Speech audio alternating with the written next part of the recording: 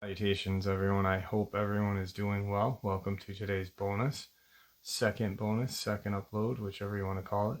Before we jump into it, a couple quick links. As many of you know, I rely on Patreon, PayPal, channel membership, and the merch to help the channel to continue to grow and go.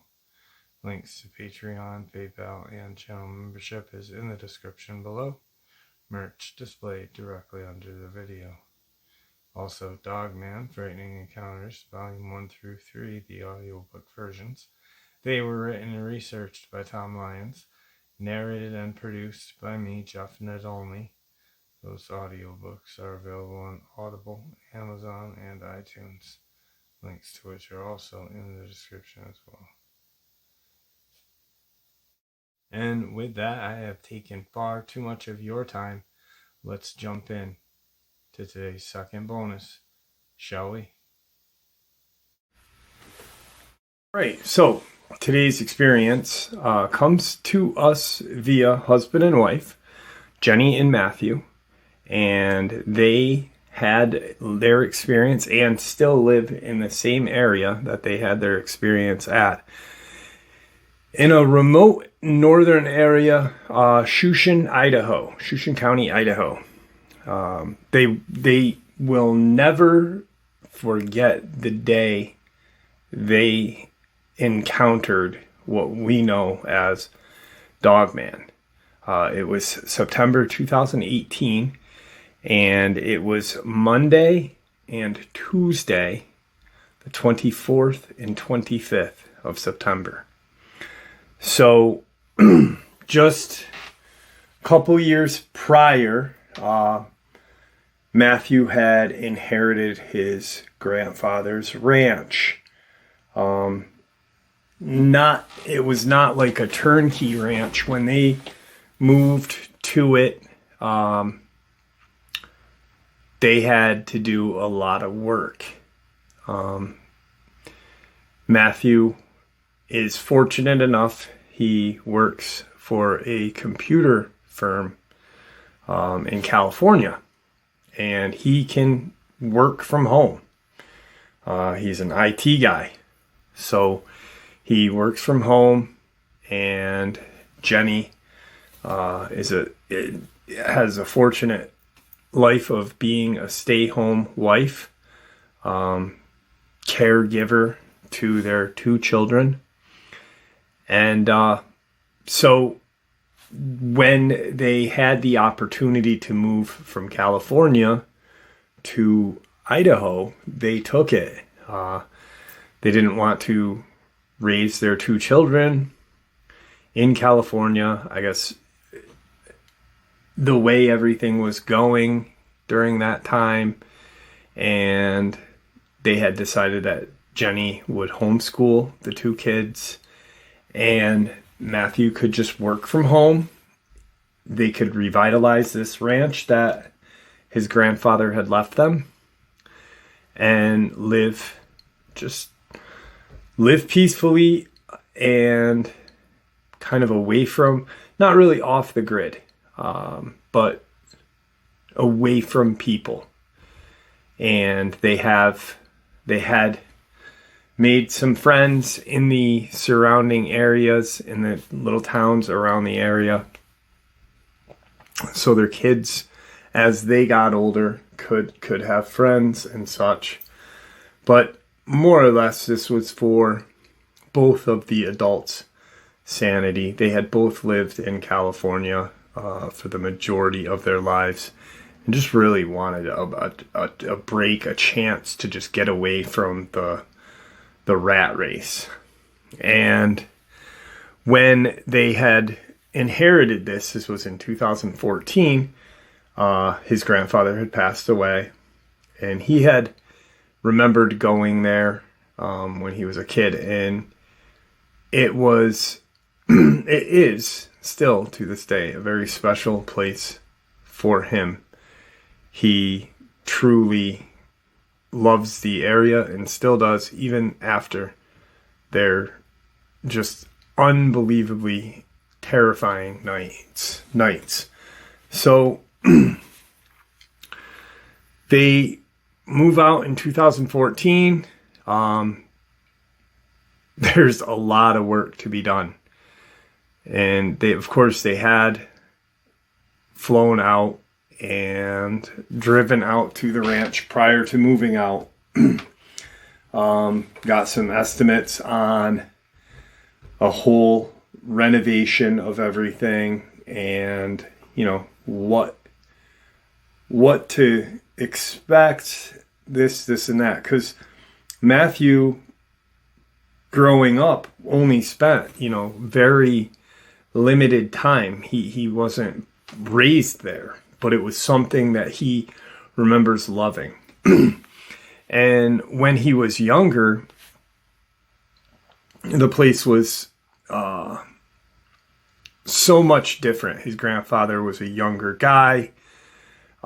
His grandmother had passed very early on in his grandfather's life. I believe it was like right around the time that Matthew's dad had been born.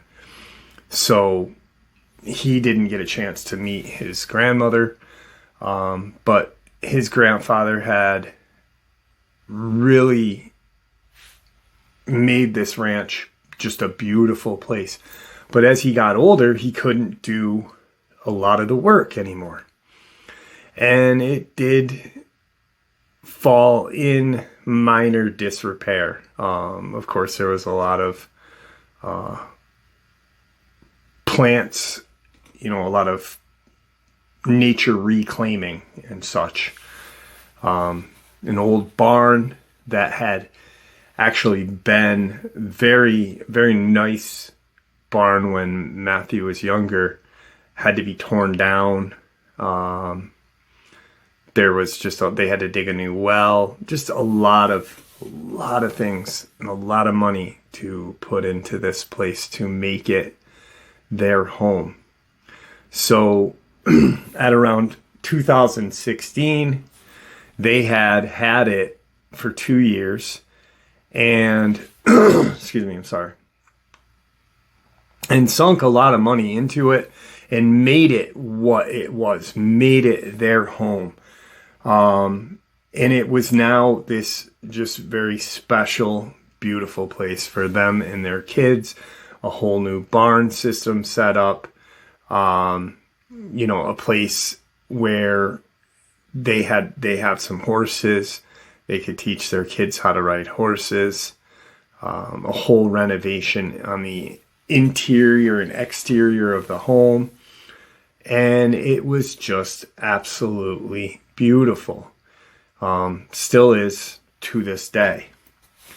Now, at the end of summer, Matthew had received kind of some sort of bonus, and they had been talking about what they were going to do with their bonus or his bonus. Were they going to buy a newer SUV, or possibly put a pool in? And the kids were getting older. They're still kids, obviously, but they were getting older, and it would be just another great thing to have on their ranch, their dream home, to have a pool. They don't have to go elsewhere to everything will be right there. They can ride their horses, they can go swimming, they can do their schoolwork. Everything is just self-contained. So that's what they decided on. And he had gotten his bonus. They had contacted some pool people who dig the pool and put in the pool itself, and they had opted to do a salt water instead of chlorine pool. So there's a lot of work to be done in the area.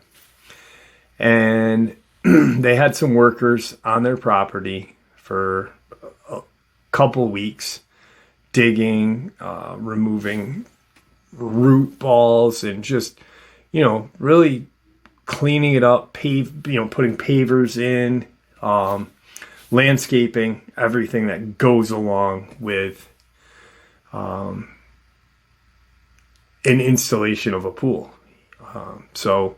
Because where I live in upstate New York, it's pretty much people have yards, you dig a pool, boop, and maybe put a fence up, throw some pavers down, it's good. But out there, it's a whole different ball game. You are in the depths of Idaho. One, you have to find someone who is willing to do the work. Then you have to find all of the necessary things. So for about 2 weeks, they had a group of guys on the property, and it was much more louder than it had been. The guys had finished up, pool was put in, and it was just absolutely gorgeous. So the last day of the workers being there, the foreman or guy in charge of this group had ended up talking to Jenny, and this would be on the 18th of September 2018. Ended up talking to Jenny and saying something along the lines of, Matthew was inside doing some work, and he was giving her kind of a rundown on the upkeep on the pumps and everything else that goes along with a saltwater pool. Instead of chlorine, it's managed by saltwater. So he's showing her all of the different things that go along with this pool, how to keep it maintained properly. And the two kids are not in the pool area, but they're off to the side in their side yard,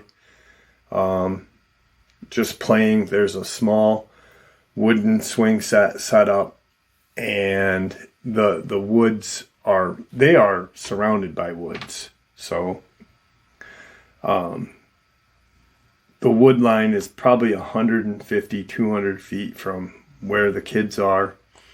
The pool is a little closer. And the foreman says to Jenny something along the lines of, "Ma'am, you need to make sure that you keep an eye on your kids when they're outside." And she automatically assumed that he was talking about the pool,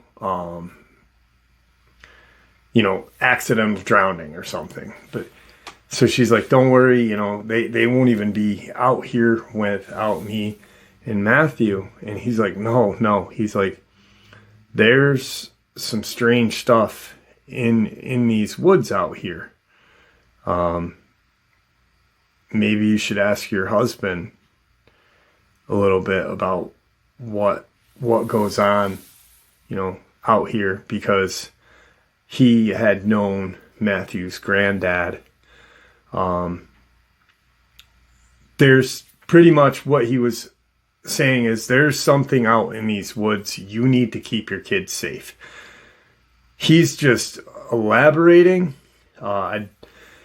Jenny now thinks that he didn't want her to either get scared right away or for her to just dismiss him as being crazy. And he said something along the lines of, "There's something much more dangerous out here than bear and big cat and wolves, ma'am. And I'm just saying this just because it would be a shame, for anything to ever happen to your children, you, or your husband out here.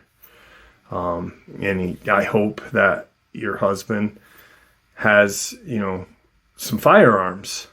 And I hope he teaches you how to shoot. And that kind of made her think, like, what in the hell is he getting at? Because you just randomly bring up a conversation and he's looking at the kids the whole time as he's talking to her. And she's kind of getting that weird feeling, like, is this guy like telling me he's going to come back later and take my kids? That's, as parents, I'm sure many of you guys know, like, as a parent and as a loving parent, you really look at the world differently, And so she kind of dismisses him a little rudely. And her words exactly, I dismissed him a little rudely. Afterward, I had made a phone call and, straightened everything out and thanked him. So he leaves, and they're, Jenny and Matthew and the kids are having dinner, and she brings up what was said. Like, she's like, this guy, the foreman of the pool, is showing me how to, like, backwash and all this other thing with the pool. But he had brought up, like, something about the woods and the mountains out here. There's something out there much more dangerous than bear, big cat, and wolves. And to ask you something about your grandfather, like what your grandfather had believed in or what. And I have no idea what he's talking about, so can you tell me, Matthew? Matthew is just listening to his wife, Jenny, and as she says, tell me what your grandfather said, because this guy really freaked her out. And, she had told Matthew, like, how she was concerned that this guy was going to come back and, hurt the family. And he's like, that's not what he was talking about. And, he said, there's a reason why I hadn't come out here in so long. My parents had one summer, my parents had been driving out here, and they were going along St. Joe River on the St. Joe Road. They were coming out to get me and bring me back home to California. And when they were driving, they were probably an hour, maybe a little less, from Gramps Ranch. And they had apparently flipped their car. My mom had gotten hurt pretty badly, hurt her back. Dad was okay. But the reason why they had flipped their car was supposedly something, more than one something, had run out into the road, purposely had stood in the road between the kind of mountain area, the wooded area, and St. Joe River. My dad swerved and hit the brakes, and the car ended up flipping, just on its roof.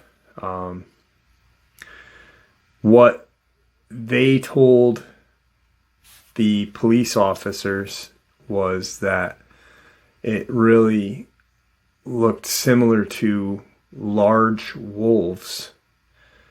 And there was, 6 or 7 of them in the road. But these things were just enormous. And police officers, they brought them to the hospital, this and that. And when they finally ended up connecting with Matthew and his granddad and Matthew had driven out to where they were, to the hospital. Privately, Matthew's granddad was talking to Matthew's dad. And Matthew was in the room with both guys. And the father had said, "Dad, what the hell? What the hell is out here? These things came out of the woods. They looked like a spitting image of a wolf, but, triple the size of a wolf, and ended up standing in the road. They stood bipedally and blocked the road. I probably could have hit one of them with the car, but I was too afraid to, if anything had gone bad, that, whatever." And his granddad had looked at him and said, something along the lines, he had some sort of name that he called them. It wasn't Dogman, but it was very similar to something very similar to werewolves or werewolf. He just doesn't remember the exact term that his granddad had. But he had said, outside, sometimes these things come out. I've seen them down at the ranch. Why do you think I don't let Matthew go out at night?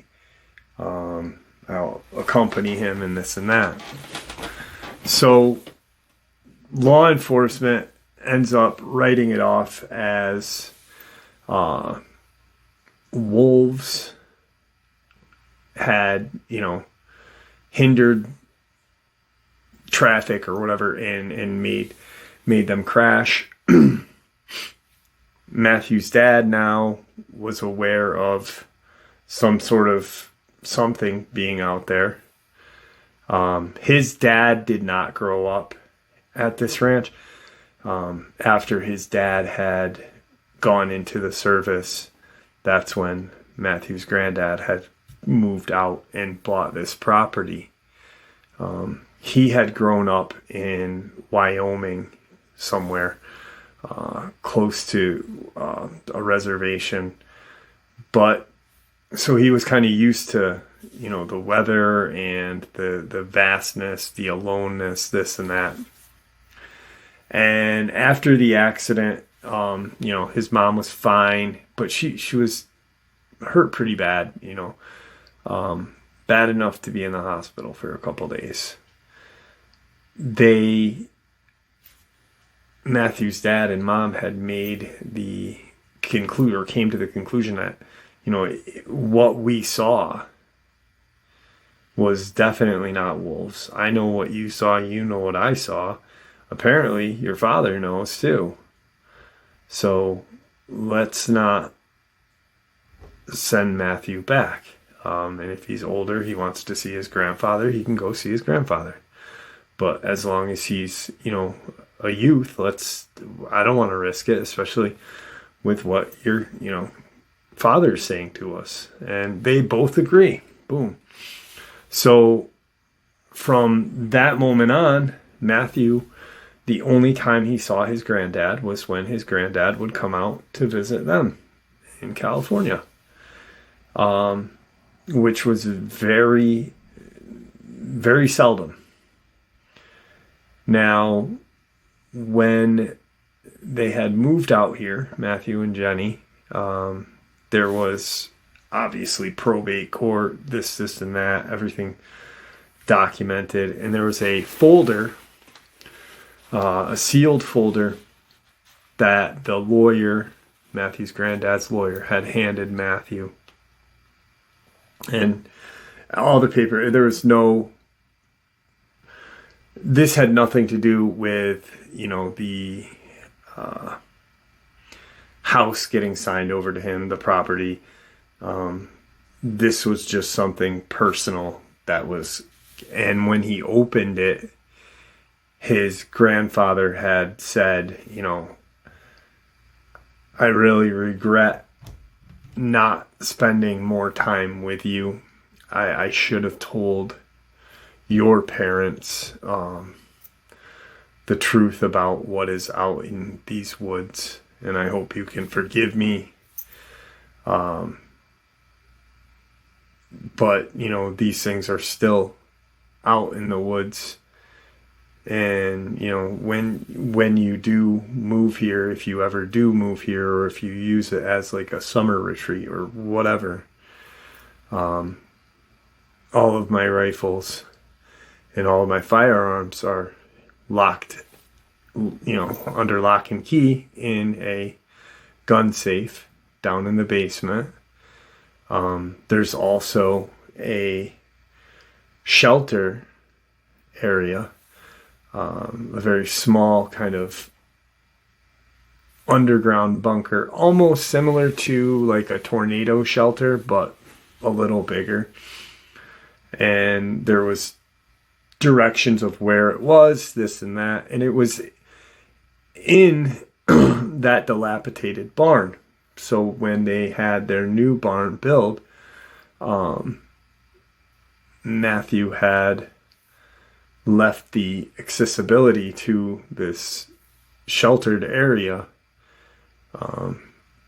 in that barn. They had checked it out a little bit, and it was not small at all. Definitely not like not like one of those $1 million bunkers that you can buy. But you could tell his granddad had put some money into it. There was another gun safe in there. There was a room with cots and blankets, whatnot. There was another smaller room behind that, and a kind of bathroom way in the back with like a compost toilet or whatnot. That kind of middle area there was an old shortwave radio, and survival equipment, toward the front area was a small kind of kitchen area. And he gives the letter, after they're having this conversation, he gives a letter to his wife, and she kind of looks at him like, is that what that shelter is down, in our barn? And he says, yeah, that's what it, is. And she's under the assumption she didn't realize that when they had torn the old barn down and put a new one up in that spot, she didn't realize that there still was this kind of survival bunker under there. They went and looked at it, and sure enough, he had cleaned it up, and just in case. So they kind of move on. I mean, this is all within the 18th to 19th of these talks between Matthew and Jenny. And then they are on the 24th, which was a Monday. Jenny will never forget any part of those 2 days. It had been fairly warm that Monday, but it had gotten really cold. So he shows her everything, this and that. They're safe. she's kind of confused because why did you keep this? Are we in danger? What was, she's under the assumption now, because as he described everything, she's thinking Bigfoot. She's like, there's Bigfoot out here? And he said, no, apparently he never saw one. His parents did. His grandfather did.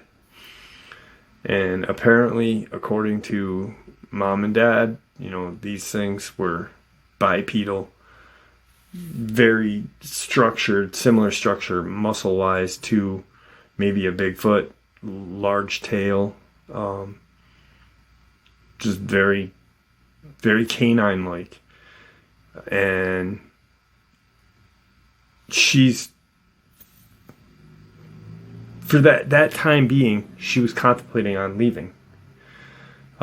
She felt betrayed. And because, one, he had kept that kind of survival bunker, not telling her, and now letting her read this important paperwork. Mind you, his granddad has been dead a couple years. They've been here for a couple years.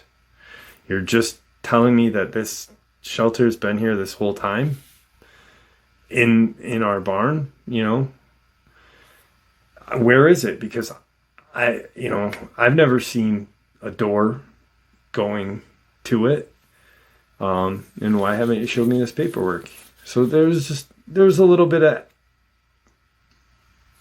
upsetness on her end, and with good reason,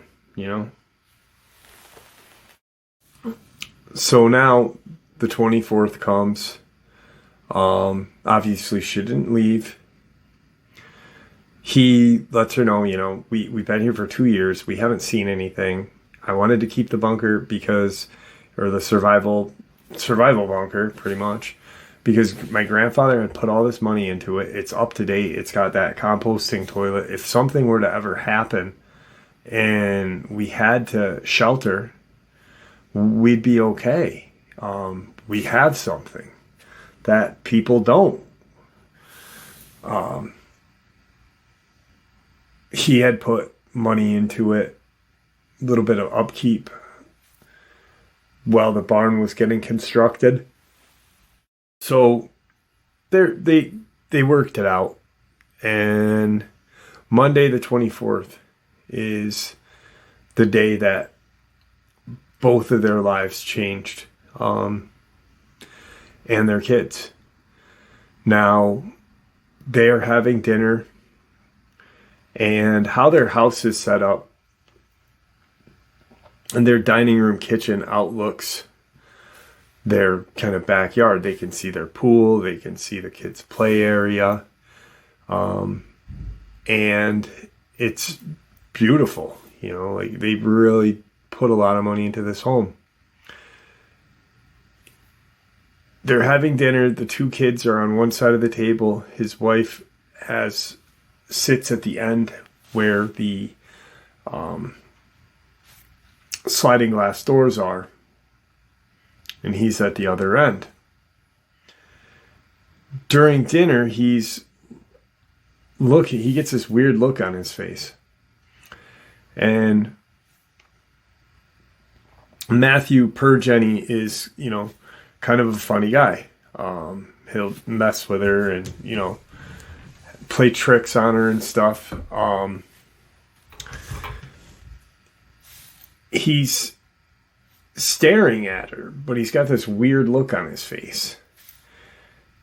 And she looks at him and she goes, Matthew, stop staring at me. What's your problem?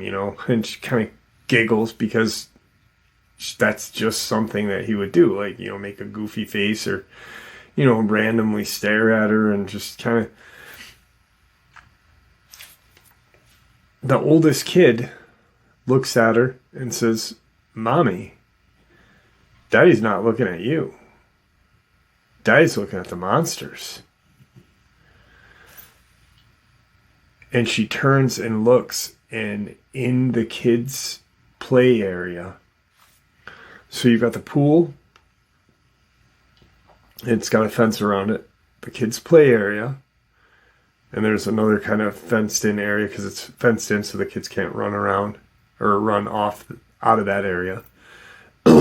Some yard, their deck, and then the house. And she turns and she looks and she sees what we know as dogmen. And there's 3 or 4 of them staring directly into the house. And she just jumps up and grabs the youngest child on this side and snaps, like, get over here to the other one. And she stands behind Matthew. And he's still sitting there like, what in the hell? Like, oh my God. He gets up and he brings them all downstairs. And it's finished off basement. He goes in, gets where his grandfather's firearms are. He had brought rifles with him as well and a couple pistols. Things that he had that were his dad's, living in California. They didn't really have a need for it, but he had a couple of family pass downs. He grabs, the largest gun he has, or his grandfather has, old Henry 4570. Proceeds to load it, grabs a pistol, and looks at his wife and says, stay down here. Just stay down here, whatever you do. I'm going to lock the upstairs door. Just, stay down here. Don't make any noise. If you hear anything, bring the kids into the back room and lock that door and get one of the pistols or any kind of shotgun, whatever. And, before anything happens, shoot your, So she's just shook. And as he's going upstairs, she grabs the kids and goes to the back room to where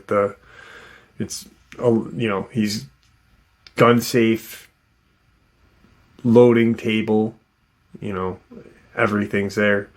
She proceeds to get a couple of shots. She gets a shotgun, a couple pistols. And she sets the kids, down and says, listen, don't touch anything. And shuts and locks that door. She, during this period of time, she can hear rifle fire. Multiple rifle fire. He runs, probably an hour goes by. She can hear movement upstairs. And then she hears him come downstairs and he yells for her, Jenny, where are you?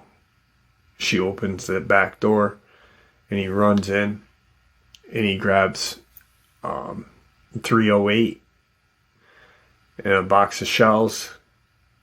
He grabs some more, more rounds for the 4570, and goes back up. And he says, I think I killed 2. They're, not coming near the house, but they're staying around the area of our house. And she's like, all right. So the next couple of hours, will continue to come down and check. The kids eventually end up zonking off, and she brings them out into the kind of living room that's downstairs and turns on TV for them just to kind of, daddy's taking care of that. Just don't worry about it. Everything's okay. And after they fall asleep, she goes in and grabs the shotgun that she had and the 2 pistols and runs upstairs. Locks the door. The gun safe room is locked. So the kids are safe, you know. They're just in this one area sleeping. And she walks around the house. She looks out the back window. She yells for Matthew. And she doesn't hear anything. And then she hears some shooting. And she realizes that he's upstairs. So she goes up, follows the stairs, goes up the stairs, and she's like, Matthew, it's me. Not wanting to scare him and have him think it's one of these creatures in the house and, you know, mistakenly get her. And he kind of looks at her and he's like, where's the kids? Really sternly, something that he's never a mean guy. He's never, you know, yelled at her or the kids, but like, where are the kids? Just real aggressive. And she says, they're sleeping, honey. They're all right. I'm here to help you. You know, what do you need me to do? Do you need more, you know, ammunition? What do you need? And he's like, I can't see anymore. It's dark. I can't see anymore. I don't know where they are. He goes, I keep seeing their eyes out in the woods. He goes, so that's why I'm up here. She goes, but what did you shoot at? He goes, I shot because I thought I saw one, but I didn't.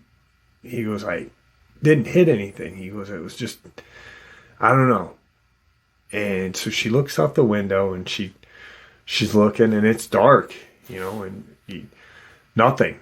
No kind of eye shine, nothing. She says, hang on, and goes across the hall into their room, which is on the other side of the house. And that outlooks the front part of their house to where their road / driveway is.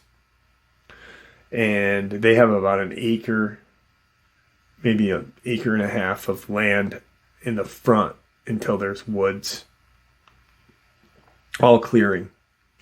There's about 3 or 4 acres of clear, and then the wood line all around them. Some periodic trees around for shade of the house and stuff, but mainly it's cleared out.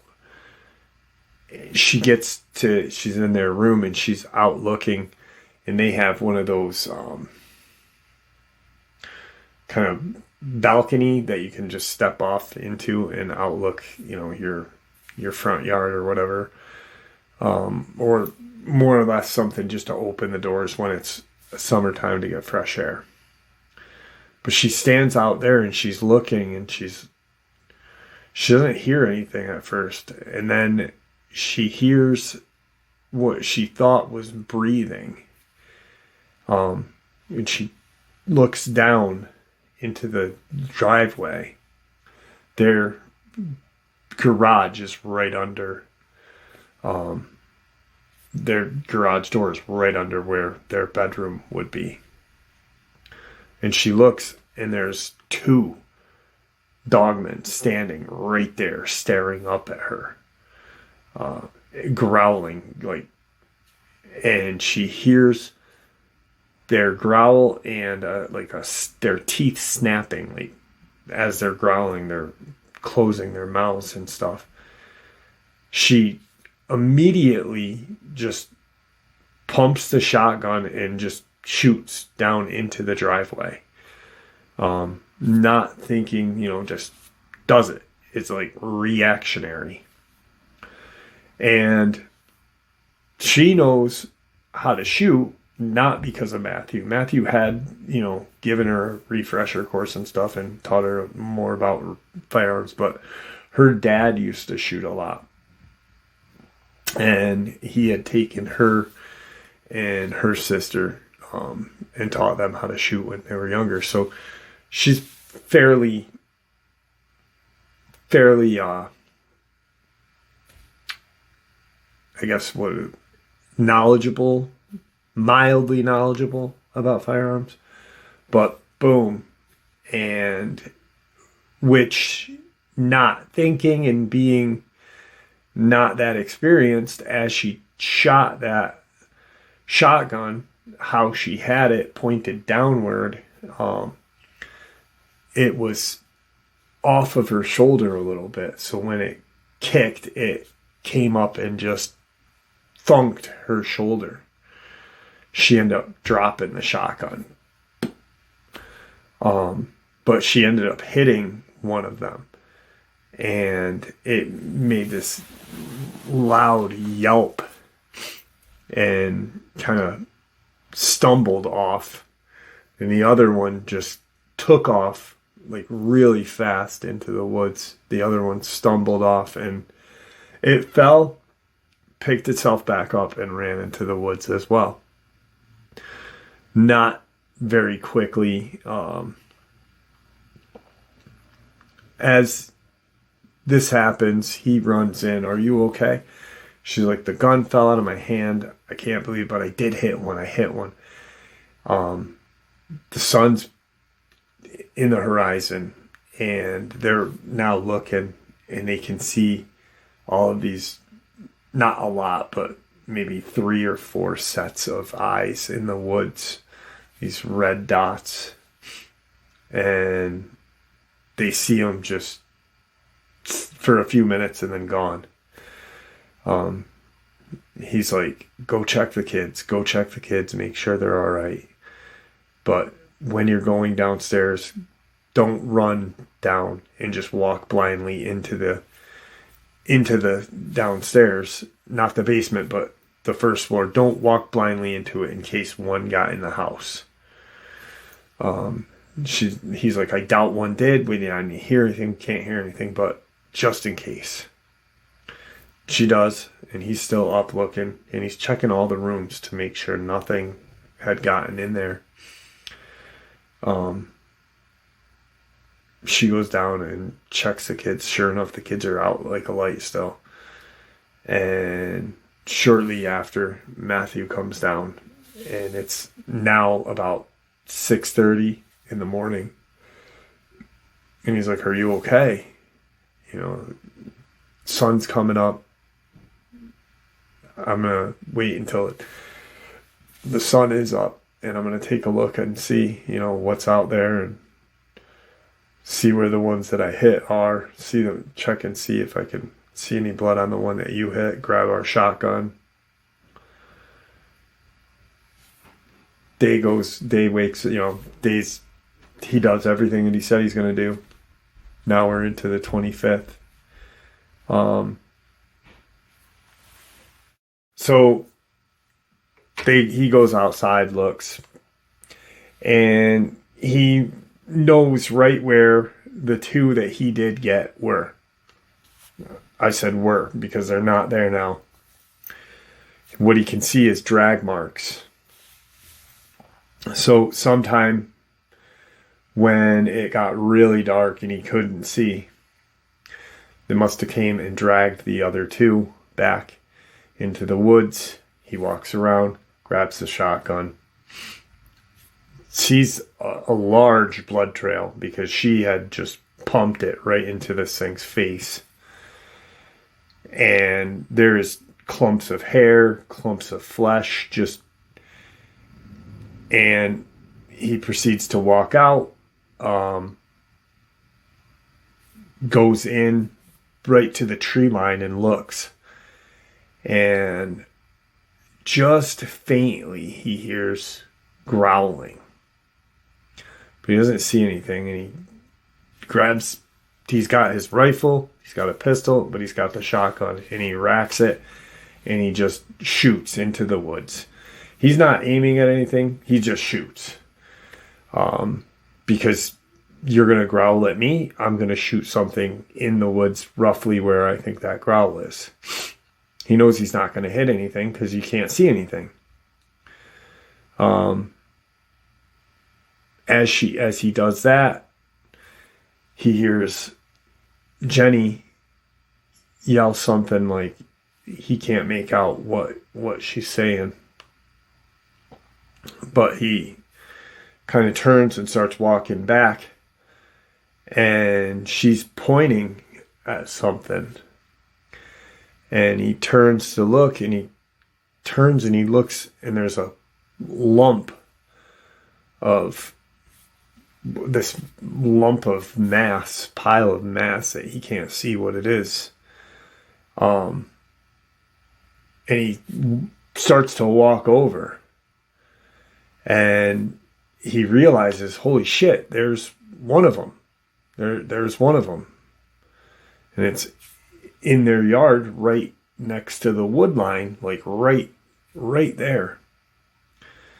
So he's holding the shotgun, and he's, like I said, he's got his pistol and he's got a rifle. He's got his rifle. It's like a 308 hunting rifle. It's over with the harness on it. And he starts to walk over, and he's, far enough away to where he's got to walk a distance,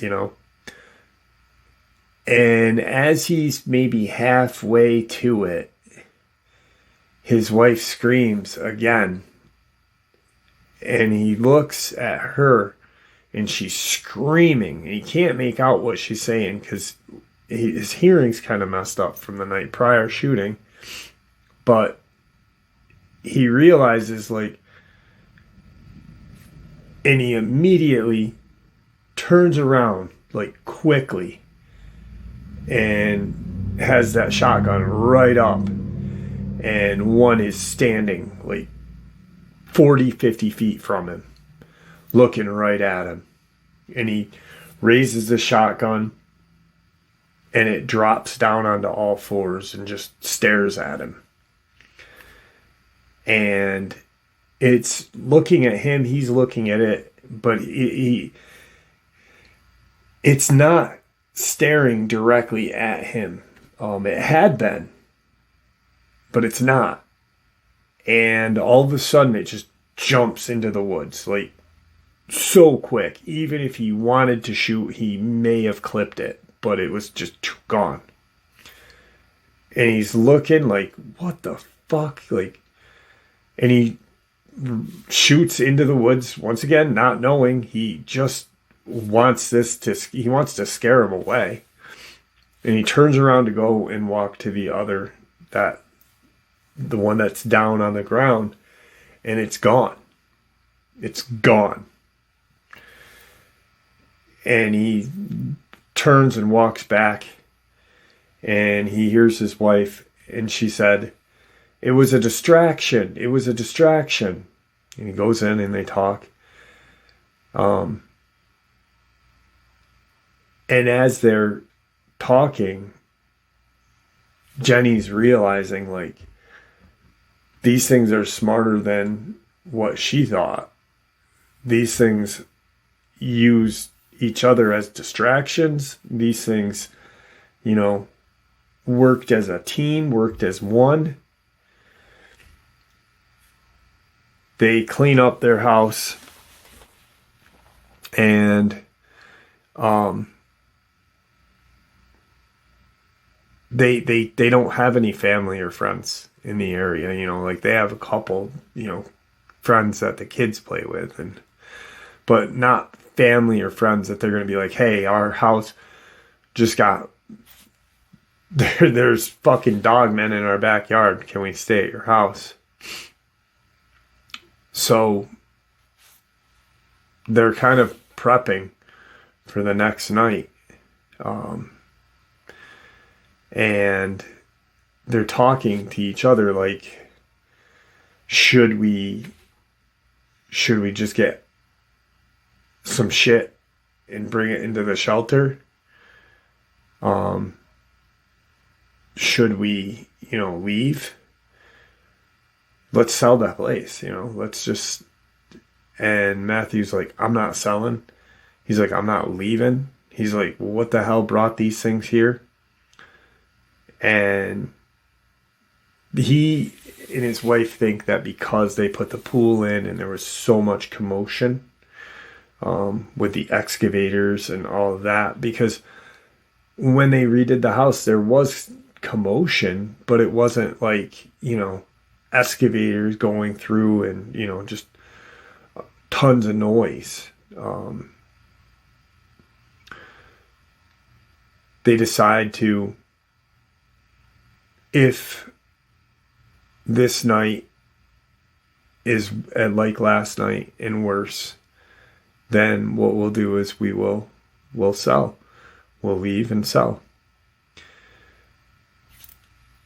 That night comes, and they're trying their hardest not to make it so the kids are afraid or are aware. They're trying to just make it like wild animal had came to the house that night, and that wasn't a monster, it was a bear.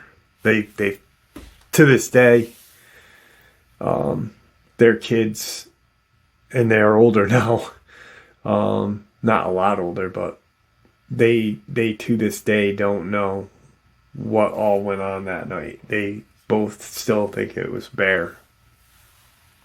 So they prep and kind of figure, they come up with a plan that Jenny and the kids are going to stay in the shelter.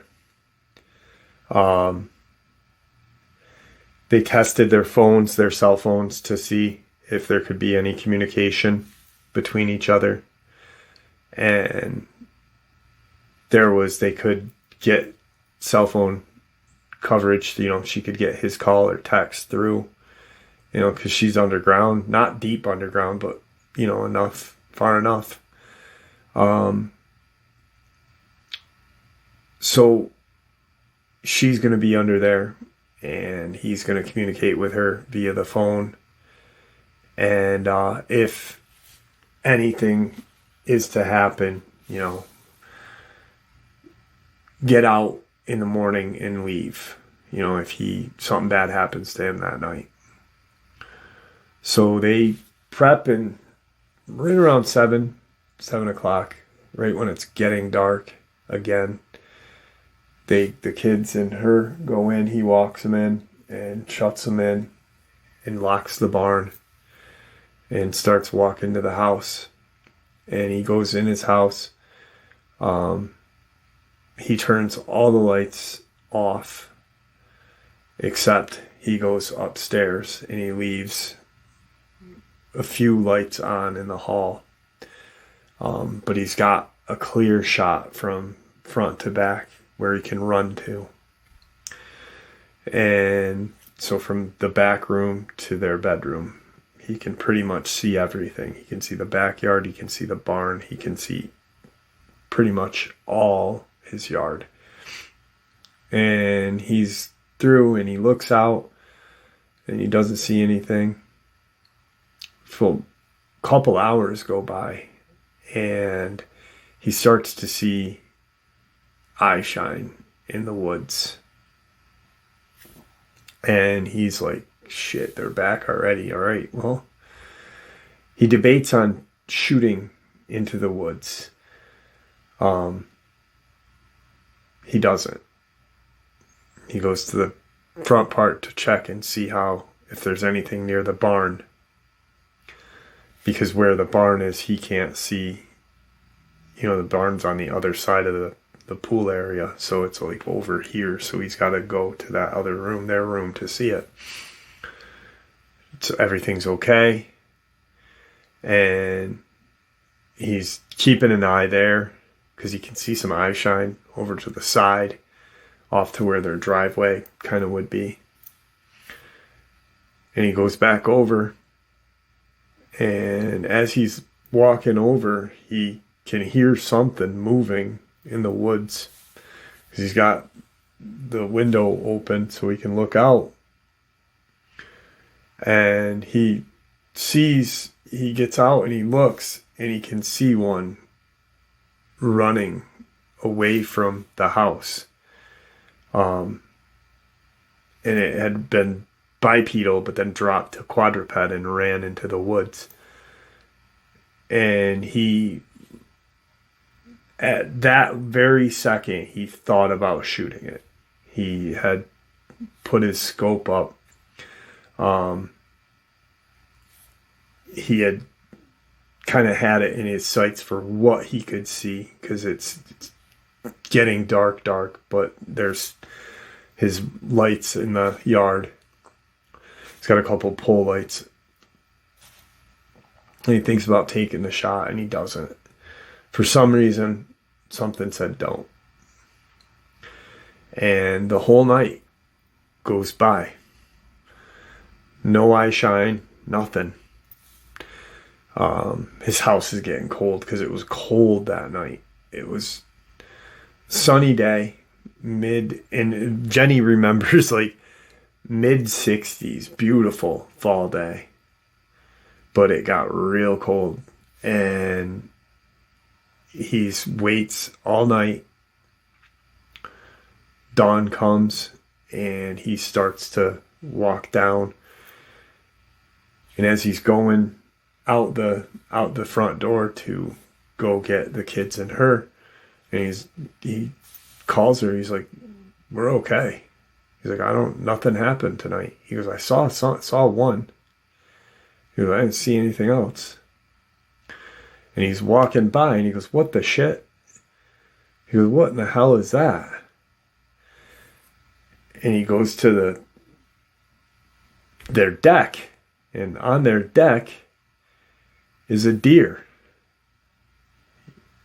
And he looks at it, and it's got a rack on it. It's like maybe a 6 or 7 point deer.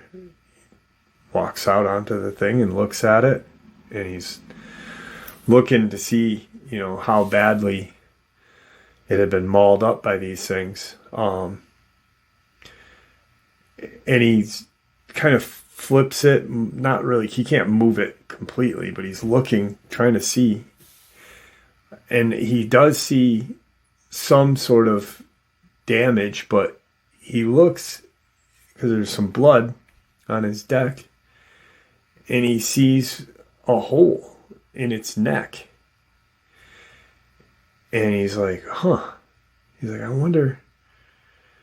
He gets the kids and gets the wife, tells the wife, don't let the kids in the area. Let me get this thing taken care of. And he gets everything set. He looks at it. He can't move it, so he's got to gut it right there and take care of everything before he can even move it. Puts everything in a wheelbarrow, wheezes it out into the woods. But he's looking at the deer, and he's like, there is nothing wrong with this deer. Like, it's got a hole in its neck. There's no scratch marks on it, like it had been shredded or bitten, or he's like, it was just like it was caught and somehow. And he looks, and when I had said just recently about Christopher Whiteley and the woman from Colorado and another person having a quarter-sized hole in their sternum, he remembered that was about the size of the hole in that deer's neck. And he's like, they put this deer on my porch as a gift, maybe? And he takes it and hangs it up, and like he had shot it. He's like, well, I've got to actually, like, now I can't waste the meat. It's cold. It was 29 degrees on that Monday. And it didn't get up to any higher than the low 60s. So he had literally taken care of it and this and that. The next night, they're still planning on getting attacked again, They see some eye shine, but they stay inside their house this time. They have the kids in the basement once again, like day number 1, the first day. Some eye shine, and they can see some eye shine looking behind the barn area, looking at the deer. Gone.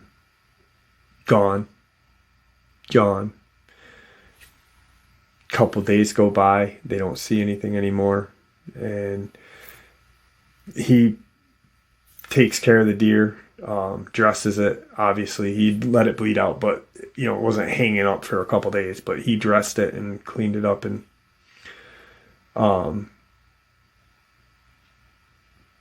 put the meat in his freezer. Took the head, brought it to a taxidermist. Still has that 7-point deer head. Put the remainder of the stuff that he can't use in the woods, and just kind of left it be. Couple days go by, he goes out and looks, and anything that was left out there was gone, like just gone. Since that night, since that Tuesday night, the 18th of September of 2018, periodically, very rarely, periodically, they will see eye shine in their backyard. He thinks what happened was the noise from the pool got him stirred up and got him all irritated or whatever. But because he stood his ground, something that his granddad would have done, that they didn't bother him anymore. And they put that deer thing as like, hey, Matthew is not gonna. They live there still, but they are always aware of their surroundings, and every night, they check.